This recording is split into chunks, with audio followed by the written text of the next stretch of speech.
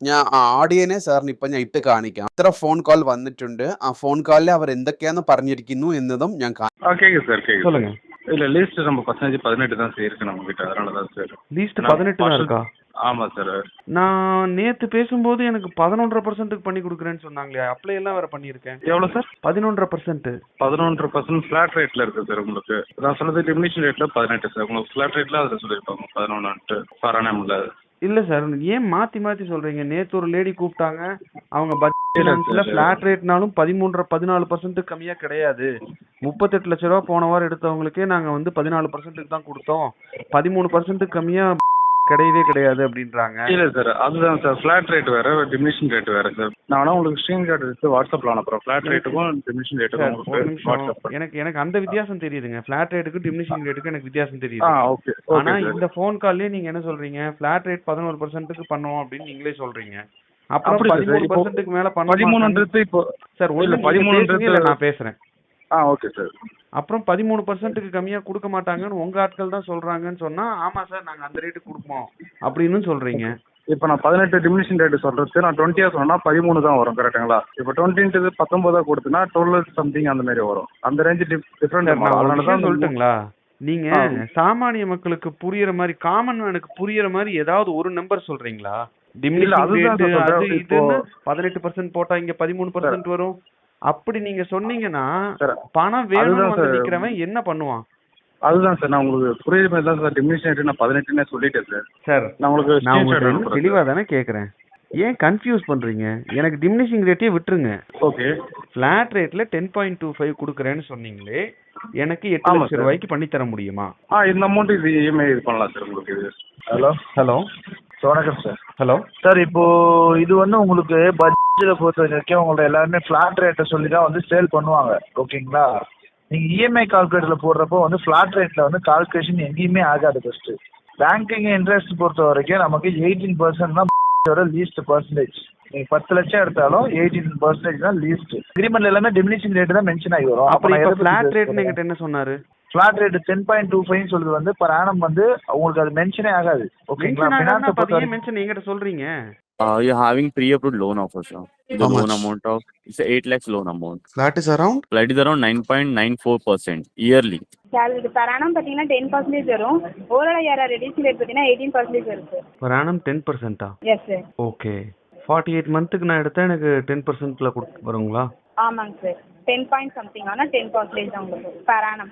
Hello, சொல்லுங்க. அது 10%ன்றது பார்த்தீங்கன்னா பாசிபிள் இல்லை சார். மினிமமே பார்த்தீங்கன்னா நமக்கு 18% தான் சார் வரும். மினிமமே 18%. அப்புறம் ஏன் என்கிட்ட 10.5% கொடுக்குறேன் அப்படின்னாங்க? எப்போ கால் பண்ணியிருந்தாங்கன்னு தெரிஞ்சுக்கலாமா sir? half an hour back. Yeah okay sir. நான் உங்களுக்கு செக் பண்ணிட்டு அகைன் கெட் பேக் பண்ணலாங்களா? எனக்கு கூப்பிடவே வேணாங்க.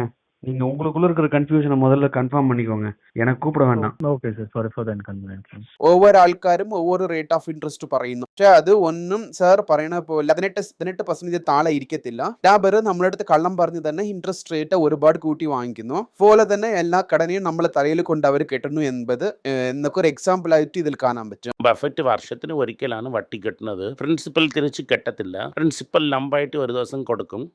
അവന് എന്ത് 0% എന്ന് വെച്ചാൽ അവൻ വിചാരിച്ചാൽ ഇന്നേ അവൻ കൊടുത്തിട്ട് പോകും. അയാൾ $350 ബില്യൺ ക്യാഷ് വെച്ചിട്ടുണ്ട്. അതിന് 4% വട്ടിക്ക് വിട്ടിട്ടുണ്ട്. ഇവിടെ നിന്റെ അടുത്ത് നിന്ന് 0% വാങ്ങി 5% വിട്ടിരിക്കുന്നു വട്ടിക്ക്. അത് തന്നെ ബഫറ്റ്. ഇയാള് ബഫറ്റ് ഇല്ല. ബഫറ്റ് ഒരു വലിയ കമ്പനി. അയാൾക്ക് ഒരു 10 ലക്ഷം കോടി ലോസ്, 10 രൂപ ലോസ് ആയാലും അത് എന്തൊരു വലിയ കാര്യമാണ്. ഇവിടെ ഇന്ത്യയിലെ ബിഗ്ഗസ്റ്റ് കമ്പനി കടനില്ലാതെ ഇരിക്കുന്നത് PCS മാത്രം തന്നെ. അയാൾ 300 ബില്യൺ ക്യാഷ് ആയിട്ട് വെച്ചിട്ടുണ്ട്. സോ നമ്മൾ എവിടെയാണ് കണക്ട് ചെയ്യുന്നു എന്ന് അറിഞ്ഞു പ്രവർത്തിക്കണം. സോ ആദ്യം പേഴ്സണൽ ലോൺ വാങ്ങണ്ട. രണ്ടായത് പേഴ്സണൽ ലോൺ വാങ്ങി ഇൻവെസ്റ്റ് ചെയ്യരുത്. ലോണേ വാങ്ങി ഇൻവെസ്റ്റ് ചെയ്യരുത്. സാർ ടെൻഷൻ ആകുന്നു. ഓക്കെ സാർ, ഞങ്ങൾ Lone വാങ്ങുന്നില്ല sir. Fine sir. Stock മാർക്കറ്റിൽ, അതായത് അമേരിക്കൻ മാർക്കറ്റിൽ ഇടണമെങ്കിൽ മിനിമം 50,000 60,000 മാസം ഇടാൻ പറ്റിയില്ലെങ്കിൽ അകത്ത് വരണ്ടെന്ന് പറഞ്ഞിരുന്നു. അപ്പോൾ മാസം 50,000 രൂപ എന്നെ കൊണ്ട് ചേർക്കാൻ പറ്റുമെങ്കിൽ ഞാൻ അമേരിക്കൻ മാർക്കറ്റിൽ ഇൻവെസ്റ്റ് ചെയ്യണോ അല്ല മാസത്തിനൊരിക്കൽ ഇൻവെസ്റ്റ് ചെയ്ത് വെച്ചിട്ട് ബോണ്ട് വാങ്ങാനോ? ഇന്ത്യൻ മാർക്കറ്റിൽ ഇൻവെസ്റ്റ് ചെയ്ത് ആദ്യം ഗോൾഡ്, സ്റ്റോക്ക്, ബോണ്ട് ഇതൊക്കെ ചെയ്തതിന് ശേഷമാണ് അമേരിക്കയിൽ വരാൻ. നിങ്ങൾ അച്ഛൻ പറഞ്ഞതുപോലെ തന്നെ എന്നെ കൊണ്ട് ഷേപ്പാക്കിൽ സെഞ്ചുറി അടിക്കാൻ പറ്റിയില്ലെങ്കിൽ നാം പേ ലാറ്റിൽ സെഞ്ചുറി അടിക്കാൻ പറ്റത്തില്ല. Right sir, understood sir. Okay sir, അപ്പൊ സാർ പറഞ്ഞ സ്ഥിതിക്ക് ഞാൻ ഇൻവെസ്റ്റ് ചെയ്തിട്ട് വരാം. ഇന്ത്യയിൽ ഫസ്റ്റ് എന്റെ ഹോം ഗ്രൗണ്ടിൽ സ്റ്റോക്കിൽ ഇൻവെസ്റ്റ് ചെയ്യുന്നെന്ന് വെച്ചാൽ എത്ര രൂപയ്ക്ക് സ്റ്റോക്ക് വെച്ചിരുന്നാൽ ഞാൻ ബോണ്ടിൽ പോകാം ആർ അമേരിക്കൻ മാർക്കറ്റ്സിൽ പോവാം? ഫസ്റ്റ് ഗോൾഡ് യെസ് സർ, അത് 400 ഗ്രാം സർ പറഞ്ഞായിരുന്നു. 200 ഗ്രാം, അതിന് മുമ്പ് വേറെ ഒന്നും ചെയ്യാതെ. അതിൻ്റെ ശേഷം കുറച്ച് നിഫ്റ്റി 50 അതിൻ്റെ ശേഷം കുറച്ച് സ്റ്റോക്ക്. ഇതൊക്കെ ചെയ്യുന്ന സമയത്ത് തന്നെ സൈഡിൽ കുറച്ച് ബോണ്ട്. അതിൽ നിനക്ക് 50 ലക്ഷം രൂപ നെറ്റ്വർത്ത് ഇല്ലെങ്കിൽ ഫോറിനെ പോകണ്ട. നിങ്ങൾ വന്നിട്ട് 50,000 60,000 രൂപ കയ്യിലില്ലെങ്കിൽ അമേരിക്കൻ മാർക്കറ്റിൽ പോകണ്ട എന്ന് പറഞ്ഞായിരുന്നു. 1 ലക്ഷം 1.5 ലക്ഷം രൂപ ശമ്പളം വാങ്ങുന്നവർ അവരെ കൊണ്ട് 50,000 രൂപ ഇൻവെസ്റ്റ് ചെയ്യാൻ പറ്റും. പക്ഷെ ഞാൻ ഇവിടെ ഒന്നും ചെയ്തിരിക്കത്തില്ല.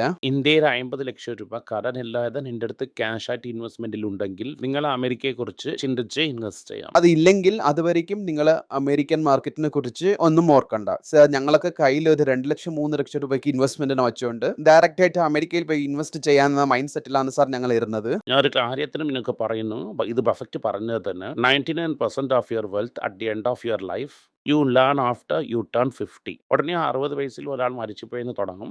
Average life span is 80. ഇപ്പോൾ 76 to 80. ഇപ്പോൾ 76 വയസ്സ് ഇരിക്കുന്നു വെച്ചാൽ you are not a salaried, you are a investor. 99% of your money you make after you turn 50. അച്ഛനില്ലാതെ എല്ലാം സ്വയമാ സമ്പാദിച്ചത് എൻ്റെ 50 വയസ്സിൻ്റെ ശേഷം തന്നെ 1% കൂടെ എനിക്കില്ല.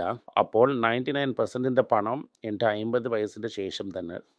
So if you are compounding and you are a highly skilled investor, നിങ്ങളടുത്ത് 1 കോടി രൂപ അറ്റ് യു ടേൺ 50 ഇരുന്നെങ്കിൽ ഏൺ ഫ്രം ഇൻവെസ്റ്റ്മെൻറ്റ്സ് ഇരിക്കുന്ന വീടിനെ വിട് ഇൻവെസ്റ്റ് ചെയ്ത് 1 കോടി രൂപ ചേർത്തിട്ടുണ്ടെങ്കിൽ ഇൻവെസ്റ്റ്മെന്റിൽ ഇരുന്നേ പ്രോപ്പറായിട്ട് 80 വയസ്സിൻ്റെ കർത്തിപ്പാട് 80 വയസ്സിൻ്റെ അഹം നീ 100 കോടി രൂപ ചേർത്ത്. ഈ 50 വർഷം ഞാൻ എക്സ്പീരിയൻസ് ചെയ്ത് 1 കോടി രൂപ ചേർത്ത് ആ എക്സ്പീരിയൻസ് വച്ച് ഞാൻ ഈ 80 വയസ്സിന്റെ അഹം 100 കോടി രൂപ ചേർക്കാൻ പറ്റും അല്ലേ സർ? ലൈഫ് ബിഗിൻസ് അറ്റ് 40 എന്ന് ഞാനൊരു വീഡിയോ ഇട്ടായിരുന്നു തത്വ പേജിൽ. അത് തന്നെ reality. In fact it begins at 50. അങ്ങനെ തന്നെ കോടീശ്വരൻ ആകാൻ പറ്റും അല്ലേ സർ? ഇന്നൊരു കാര്യം കൂടെ ഞാൻ പറയാനുണ്ട്. ഈ ലോകത്തിലുള്ള ടോപ്പ് ബില്യണിയർ ലിസ്റ്റ് എടുത്തുവെങ്കിൽ ഒരേ ഒരാൾ തന്നെ എൻ്റർടൈൻമെൻ്റ് ആണ് ഇൻഡസ്ട്രി ലിസ്റ്റ് ചെയ്തെന്ന് പറയുന്നു, ഒപ്പേറ ആൻഡ് ഫീൽ. വേറെ ആരും ടോപ്പ് 100-ലിരുന്ന് സിനിമ ഡ്രാമ സ്പോർട്സിലിരുന്ന് ഇല്ല. either investor or he have started his own company. വലിയ കോടീശ്വരനാകാൻ ഇതന്നെ ഒരേ വഴി. ഇനിയൊരു കാര്യം കൂടെ ഞാൻ പറയാനുണ്ട്. ഷാറുഖ് ഖാൻ വന്ന് സിനിമയിൽ വന്നാണ് പണക്കാരനായതല്ല. സിനിമയിൽ കിട്ടിയതിനൊക്കെ എടുത്ത് 25-30 വർഷത്തിന് മുമ്പേ അറക്കുറയ അവൻ സ്റ്റാറായിരുന്ന സമയമേ അയാൾ റെഡ് ചില്ലീസ് എന്ന് പറയുന്ന കമ്പനിയിലിട്ട് അതെ in every aspect of cinema, whether studio, editing, animation, distribution, sets, എല്ലാത്തിലും ഇരിക്കുന്നു. അയാൾ ഒരു ഫുഡ് കോർട്ട് പോലെ എൻ്റെ സ്റ്റോക്സും ഇരിക്കുന്നു. ഇത് കഴിഞ്ഞിട്ട് ഇന്ന് 2 സ്പോർട്സ് ടീമും വച്ചിട്ടുണ്ട്.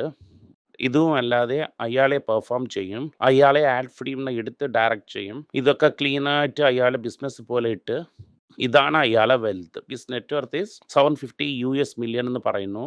He is the richest Indian Asian entertainer. Majority of wealth is not from cinema.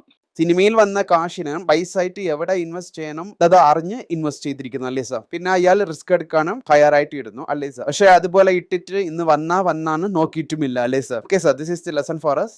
Thank you sir. ഈ വീഡിയോ നിങ്ങൾക്ക് ഇഷ്ടപ്പെട്ടെങ്കിൽ നിങ്ങളുടെ ഫ്രണ്ട്സ് ബന്ധക്കാരനൊക്കെ ഷെയർ ചെയ്യുക, സബ്സ്ക്രൈബ് ചെയ്യുക, ദെൻ ബെൽ ഐക്കോണിൽ ക്ലിക്ക് ചെയ്യുക. നിങ്ങളടുത്ത് ഹിന്ദി അറിയാനുള്ളവർക്ക് പൈസ ബോൽത്ത ഹെ എന്ന ചാനലും തെലുങ്കുവിൽ മണിമാത്തലോ എന്ന ചാനലും ഉണ്ട്. കന്നഡക്കാർക്ക് മണിമാത്തോ എന്ന ചാനലും നിങ്ങളുടെ ഫ്ரெண்ட்ஸிനും നിങ്ങളുടെ ബന്ധക്കാരനും ஷேர் செய்து நோக்காம പറയുക. நன்றி, நமஸ்காரம், வணக்கம். எனக்கு ஒரு விஷயத்தை அட்டென்ஷனுக்கு கொண்டு வந்திருக்காங்க. என்னோட ஏஐ ஜெனரேட்டட் இமேஜை பார்த்து யாரோ ட்ரேடிங்க்கு பணம் கொடுத்து ஏமாந்துருக்காங்க. ப்ளீஸ், உங்களுக்கு நான் பல தடவை சொல்லிட்டேன், இப்பவும் சொல்கிறேன், நான் யார்கிட்டையும் பணம் டைரெக்டாக வாங்குறது இல்லை, அப்பாயின்மெண்ட் பார்க்குறதே கிடையாது.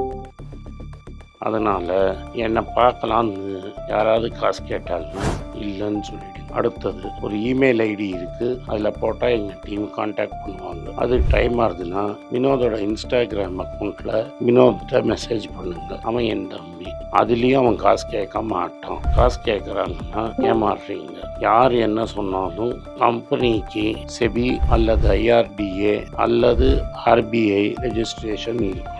இந்த 3 ரெஜிஸ்ட்ரேஷன் ஏதாவது இருந்தால் தான் உங்களோட பணத்தை நீங்கள் கொடுக்கணும். நீங்கள் இன்கேஸ் ஆஃப் இன்சூரன்ஸ் டைரெக்டாக இன்சூரன்ஸ் கம்பெனிக்கு தான் கொடுக்கணும். இன்கேஸ் ஆஃப் ட்ரேடிங் நீங்களே புரோக்கர்கிட்ட போட்டு ட்ரேட் பண்ணணும். மியூச்சுவல் ஃபண்டும் கம்பெனிக்கு தான் கொடுக்கணும். த்ரூ எக்ஸ்சேஞ்சு நீங்கள் வாங்கிக்கலாம். இதெல்லாம் எதுக்கு நான் உங்களுக்கு சொல்கிறேன்னா, யாரையாவது சொல்கிறாங்கன்னு நம்பி ஏமாறாதீங்க.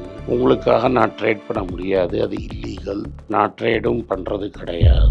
அதனால் ட்ரேடிங் ப்ராஃபிட் பண்ணி தரேன்னு சொல்கிறது ஏமாத்தல். எனக்கு ட்ரேடிங் பண்ண தெரியாது. என் பேரை சொல்லி ட்ரேட் பண்ணி உங்களுக்கு ப்ராஃபிட் ஷேரிங்னா ஃப்ராடு, ஏமாற்றம். நான் யார்கிட்டையும் காசு கேட்கல, கேட்கவும் மாட்டேன்.